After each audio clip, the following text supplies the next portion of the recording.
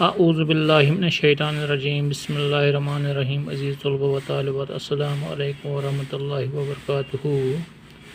آج کا ہمارا جو موضوع ہے وہ ہے نوبل انعام کی کہانی، the story of Nobel price. Nobel price کے بارے میں آپ نے سنا ہوگا۔ آئیے اس انعام کے بارے میں آپ کو کچھ باتیں بتائیں۔ اس انعام کے جاری کرنے والے ڈاکٹر الفریڈ نوبل تھے۔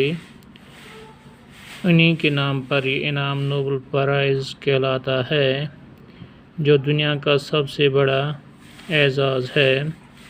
نوبل پرائز ہر سال امن، ادب، فزکس، کیمسٹری، ادویات اور اقتصادیات میں نمایاں کارناموں پر دیے جاتے ہیں۔ جو لوگ ادب میں کوئی بہت ہی اہم کتاب لکھتے ہیں، سائنس یا اقتصادیات کے میدان میں کوئی نمایاں کام کرتے ہیں، یا دنیا میں امن و امان قائم کرنے کے سلسلے میں کوئی بڑی خدمت انجام دیتے ہیں، وہ نوبل انعام کے مستحق قرار پاتے ہیں۔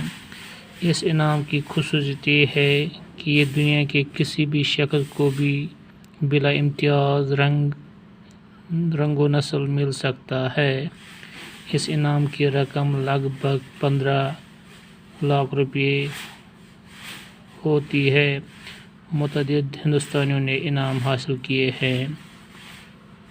عزیز طلبہ و طالبات، نوبل پرائز جو ہے اس کے بارے میں آپ نے سنا ہوگا۔ یہ جو انعام ہے، آج ہم اس انعام کے بارے میں آپ سے کچھ باتیں بتائیں گے۔ یہ جو انعام ہے اس کو جاری کرنے والا جو ہے وہ ہے ڈاکٹر الفریڈ نوبل۔ یہ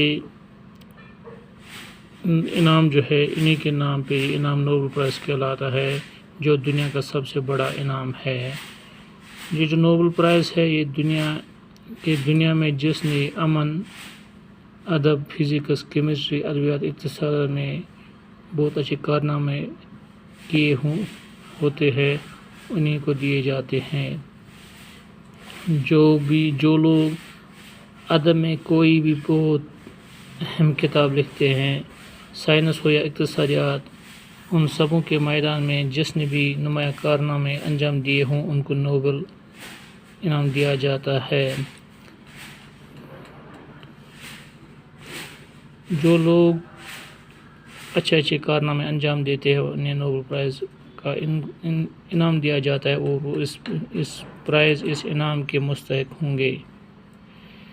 یہ جو نوبل پرائز ہے اس کی سب سے بڑی خصوصیت یہ ہے کہ یہ دنیا کے کسی بھی شخص کو بلا رنگ نسل